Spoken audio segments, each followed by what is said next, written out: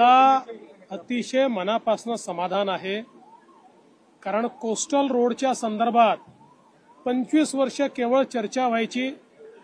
देशात आणि राज्यात काँग्रेसचं सरकार होतं, मुख्यमंत्री दिल्लीत जायचे आणि हात हलवत परत यायचे, कधी परवानगी मिळाली नाही। मोदी सरकार आल्यानंतर मी स्वतः प्रयत्न केले, सगळ्या परवानग्या त्याच्या मिळाल्या।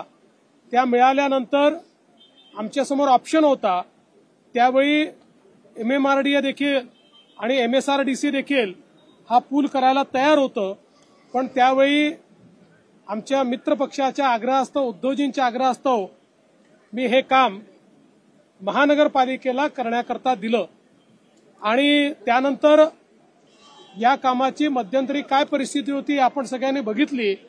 पण पुन्हा नव्याने सरकार आल्यानंतर शिंदे साहेबांच्या नेतृत्वात ज्या वेगानं हे काम आम्ही पूर्ण केलेलं आहे हे आपल्या सगळ्यांच्या नजरेसमोर आहे।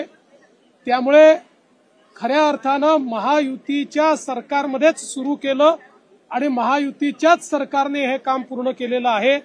100% केंद्र सरकार आणि राज्य सरकार दोन्हीकडे महायुतीचं हे श्रेय आहे असं मी या ठिकाणी म्हणेल। आणि सगळ्यात महत्त्वाचं की याच्यामध्ये ज्यावेळी उद्धवजींचं सरकार होतं त्यावेळी आमचे कोळी बांधव त्यांच्याकडे गेले होते की याचा स्पॅन वाढला पाहिजे, कारण आमच्या बोटी जाऊ शकत नाही। त्यांनी नकार दिला, पण आमचं सरकार आल्यानंतर पहिल्याच बैठकीत मुख्यमंत्री एकनाथराव शिंदेंनी त्याला मान्यता दिली। अनेक आमच्या अधिकाऱ्यांनी सांगितलं होतं की याच्यामुळे थोडा वेळ जास्त लागेल। आम्ही सांगितलं तो जास्तीचा वेळ वेगाने काम करून आपण कव्हर करू, पण यांचा प्रॉब्लेम ऍड्रेस केला पाहिजे आणि तो ऍड्रेस झाला आणि आज हे काम पूर्ण झालेलं आहे। दुसराही स्पॅन हा लवकरच सुरू होणार आहे आणि त्यानंतर सीमलेसली या कोस्टल रोडवर आपल्याला प्रवास करता येईल।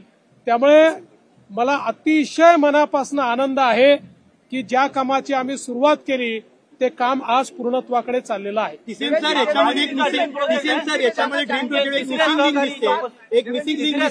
अजित पवार अनुपस्थित आहेत। अजित पवार असं नाही आहे, पक्षांना जोडणारा सेतू कुठे काही अडचणी काही अडचण नाही आहे। दुसऱ्या कार्यक्रमात त्यांनी मलाही सांगितलं, यांनाही सांगितलं, त्याच्यामुळे काळजी करू नका।